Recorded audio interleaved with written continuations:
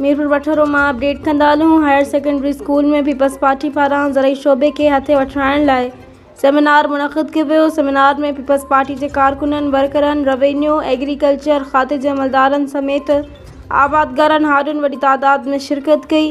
उन मौके ते अॻवाननि रमीज़ुल हक़ ज़हूर, सिद्दीक़ मेमन, दाऊद सुमरो, इरशाद चांडियो, असिस्टेंट कमिश्नर राशिद लोहाच, सागर गर, अली नवाज़ ख़ासकेली, वक़ार चांग बिन ख़िताब कंदे चयो त ज़राअत रीढ़ जी हड्डी मिसल आहे।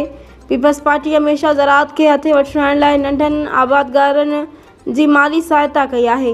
हींअर बि पार्टी चेयरमैन बिलावल भुट्टो ज़रदारी ज़राअत खाते खे हथे वठाइण लाइ नंढनि आबादगारनि खे हारी कार्ड जारी करण ऐं सिंध हुकूमत खां कणिक जे फसल जी पोखाई लाइ संदनि माली सहायता लाइ भाण वठण जी मुद में संदनि अकाउंट में रक़म जारी कराई वई आहे, जंहिंसां आबादगारनि में ख़ुशहाली ईंदी। नंढो आबादगार पंहिंजो गुज़र सफ़र सुठे तरीक़े सां करे सघंदो। सिंध हुकूमत जे अहिड़े अमल ते आबादगारनि में सुरहाई छायल आहे।